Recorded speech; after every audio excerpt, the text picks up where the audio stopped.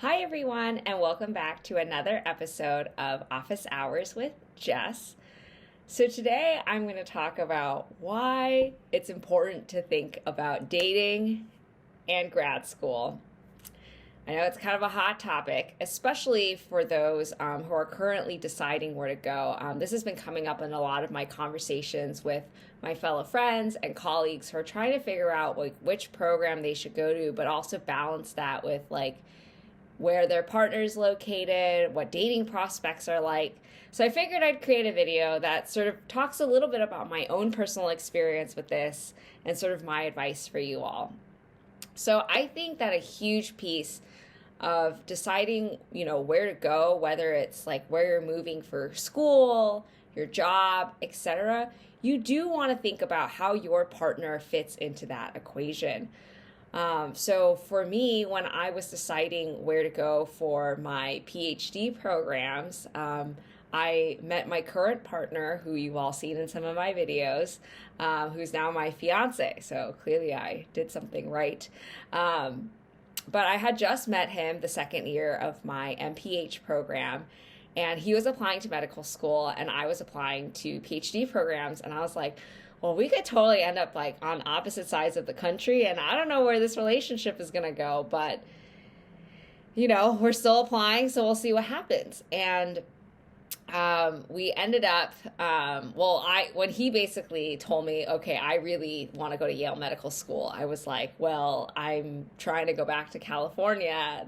How does this fit in? So I actually applied to a couple more East Coast schools and snuck those applications in. And then, well, here you have it. I ended up, the best program getting into was Harvard, and for him, he did get into Yale Medical School. So lucky for us, what happened to be our first choices for our own personal lives or our own personal academic lives ended up being somewhat doable in terms of a middle distance relationship that would keep moving forward.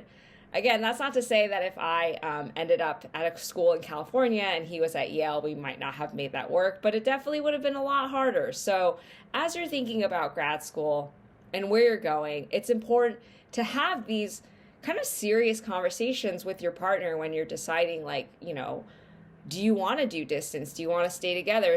What's important for you? What's going to be important as you move forward as a couple? And that is just as important as, how prestigious this job or program or school or whatever it is that you're going to. For Harry and I, before we started our sort of 4-year journeys at our respective, medical school PhD program, we sat down and we talked. We were like, okay, we're in this for real. We're not going to start this middle long distance relationship if we're not in it to win it. So we sat down, and me being the planner that I am, I was like, okay, by year 3, I want this. By year 4, I want this. By the time we graduate, we need to, have X, Y, and Z. So we set certain milestones together that we could actually work towards together during our relationship.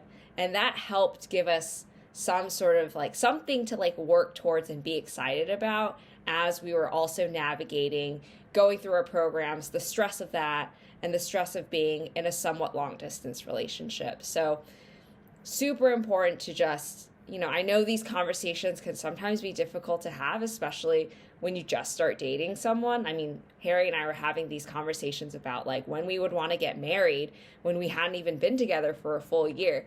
But once you reach that stage in your life where you're having to make these important professional decisions about next steps that are really have big consequences, sometimes you do have to have those conversations early, and they might be uncomfortable, they might be awkward, they might not feel it might be something to work through, but I think that will only help strengthen your relationship, getting through those conversations, knowing you can get through those conversations together early on as a couple. That was just the unique situation for us. Again, I know everyone watching might be in a different stage with their partner or not have a partner, but all of this is still important. Have that clear communication and make sure you prioritize them in making any big decisions, especially, where you're going off for school, research, job, academia, etc.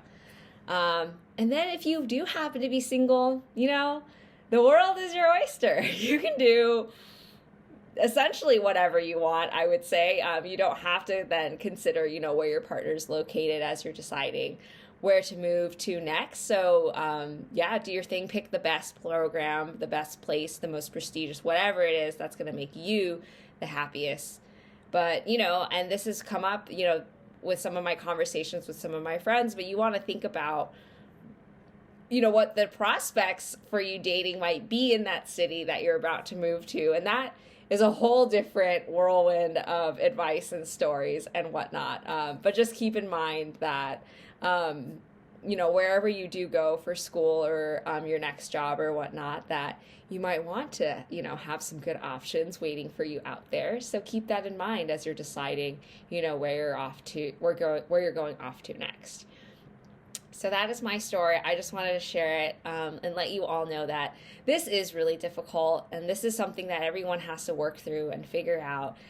And it's kind of one of those like hidden things that I think, gets lost as you're deciding like what's best next. And sometimes we just think it's just about the academics. It's just about the best job opportunity. It's just about where you're getting paid the most. But you also want to think about your own happiness, your mental health, and your relationships, because that's a huge part of your life too. And I just want to remind you all to prioritize that as well.